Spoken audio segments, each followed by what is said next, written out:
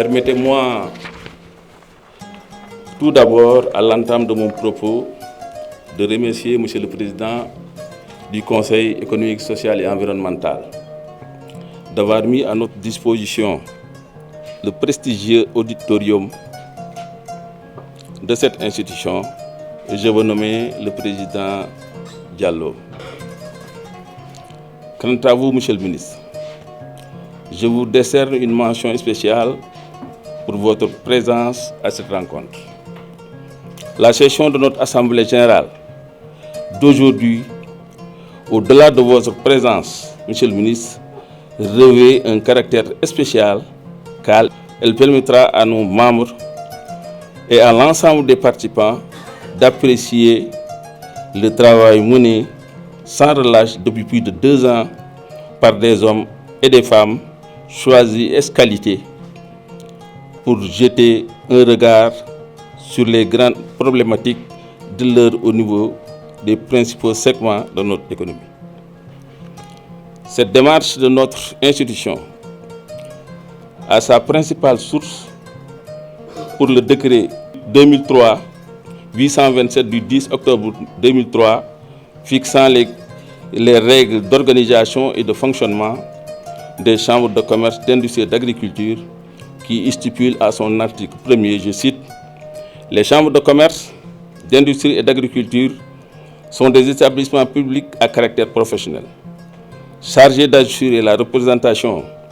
des intérêts des opérateurs économiques dans les secteurs d'activité commerciale, industrielle et agricole. »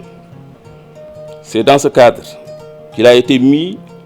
en place, comme je l'ai rappelé précédemment, 19 commissions techniques sectorielles et non sectorielles avec comme terme de référence bien précis. Et à la tête de chaque commission, il a été désigné un homme ou une femme qui fait l'unanimité en termes d'expertise et d'expérience dans son domaine d'activité. Les principales innovations apportées à cette réforme des commissions techniques et l'éclatement des anciens entrés en regroupement plus spécialisés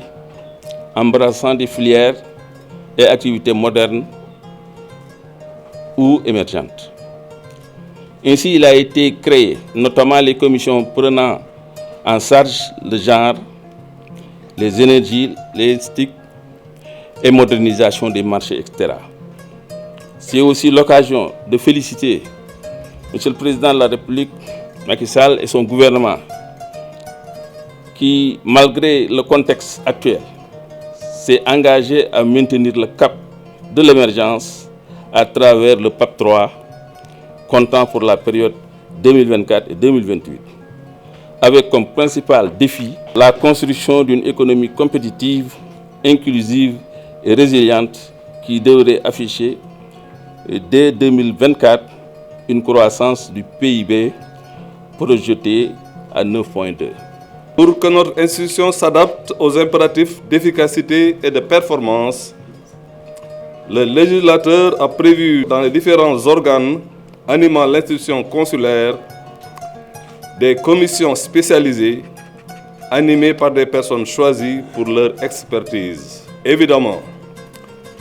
nos institutions n'ont pas toujours toutes les compétences intramuros. Et c'est ce défi que vous avez relevé, Monsieur le Président. Mettre en place 19 commissions allant de la modernisation et la gestion des marchés à la fiscalité, douane, transit, en passant par le financement et la promotion des entreprises, et la pêche, l'aquaculture, le mareyage et les produits de la mer, le tout animé par des hommes et des femmes reconnus dans l'espace économique. C'est pourquoi, une fois de plus, Monsieur le Président, nous vous félicitons et vous réaffirmons tout notre soutien.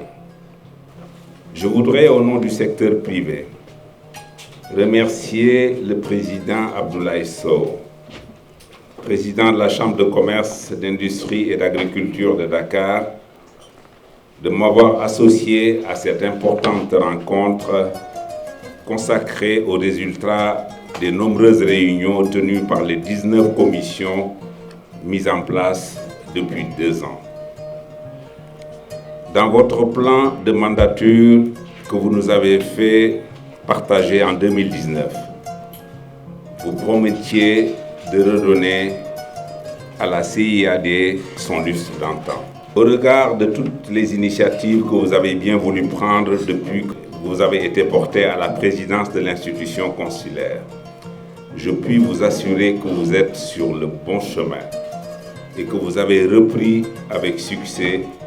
le flambeau laissé par feu Mohamedou Lamine Niang. Si à l'époque, le rôle de la Chambre de commerce se limitait à donner des avis et fournir des renseignements commerciaux à l'administration, aujourd'hui, ces missions sont devenues plus diverses et plus variées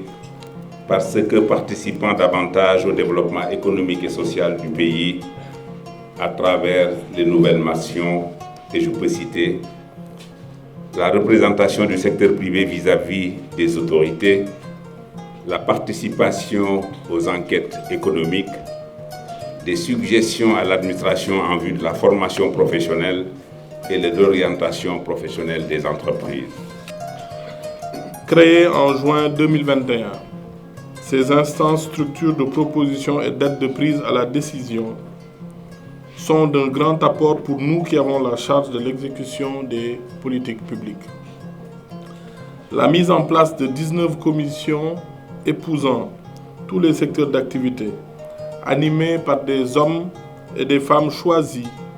en fonction de leur profil, de leur vécu et de leur expertise est une première dans l'espace consulaire. C'est pourquoi je voudrais chaleureusement féliciter le président Abdoulaye Sow et ses collaborateurs pour cette heureuse initiative, cette généreuse initiative. Une initiative conforme aux dispositions de l'article 1er du décret 2003-827 du 10 octobre 2003, organisant le fonctionnement des chambres de commerce, d'industrie, d'agriculture et de services, qui stipule la chambre de commerce est un établissement public à caractère professionnel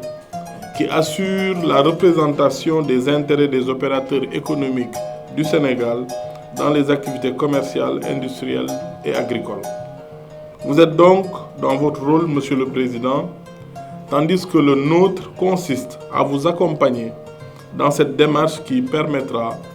d'apporter des réponses appropriées aux objectifs de développement du secteur privé, d'adapter l'action consulaire avec les objectifs des nouvelles politiques définies par l'État, d'avoir un cadre consulaire plus adapté aux impératifs de performance des entreprises ainsi qu'aux priorités de croissance socio-économique de l'État, de renforcer les capacités du dispositif consulaire dans le cadre du dialogue public-privé, de répondre davantage aux attentes des opérateurs économiques dans les secteurs du commerce, de l'industrie et de l'agriculture, d'apporter des réponses appropriées aux objectifs de développement du secteur privé, mais aussi, pour les chambres consulaires, de retrouver un leadership dans le développement d'un secteur privé fort, générateur de richesses et d'emplois. jël nañ ay recommandations yoo xamante ne c'est d'ordre général ñu bàyyi ci xel bu baax a baax reconnaître aussi que ne jafe-jafe yi ñuy dund jafe-jafe yoo xamante ne la yu lu laal àdduna bi yépp la ci wàllu koom-koom képp ku sa xam-xam màcc jëm ci wàllu koom-koom xam nga ne dëkki àdduna bi yépp ñoom ñoo nekk di dund ay jafe-jafe biñ génnee ci mbas mi ñu ne déetuwaay génnaat ci guerre bi am entre Russie ak Ukraine tey ñi ngi au niveau Moyen-Orient aussi beneen mi ngi feeñaat foofu donc chambre de commerce taxawaay boo xamante ne dina accompagner secteur privé bi pour ñu gën a résilient chambre de commerce yi wanewaat engagement à côté de l'État pour que wàll wi ñu war a jouer te loolu defe naa commission genre wax na ko fi démb ci luñ mën a taxawaay ci mise en œuvre yu PSE bi notamment PAP 3 bi donc mu nekk ay seetlu yu am solo yoo xamante ne def nañ ko reconnaître ko aussi ak état rôle bi mu chambre de commerce rôle bi mu war a jouer nekk ci diggante état ak secteur privé bi ñu gën koo dooleel ba nga xamante ne li ñuy xaar ci ñun dinañ ko mën a def waaye ci noonu aussi am nay jafe-jafe yoo xamante ne kenn mënu ko yeggee état ku dul ñun chambre de commerce ñu listé ko fii pour que rapport bi buñ ko joxee nguur gi kenn ku nekk suñ ko topp ñu mën a xam ban taxawaay lañ ci mën a am pour que liñ bëgg ñu mën ñu ko defal. Donc au terme de nos travaux, on va féliciter et remercier vivement le ministre Abdou Karim Fofana. Monsieur Fofana a rehaussé de sa présence à cette cérémonie d'ouverture de notre Assemblée générale spéciale. Je confonds aussi au remerciement le président du Conseil économique et social, le président Abdoulaye Daouda Diallo, et sans oublier aussi les membres des commissions, surtout les présidents des commissions encadrées par leur secrétaire permanent. Je remercie aussi le secrétaire général et son staff. Ils nous ont présenté des documents bien fouillés, sans oublier aussi le modérateur et l'ensemble des membres du bureau de la Chambre de commerce.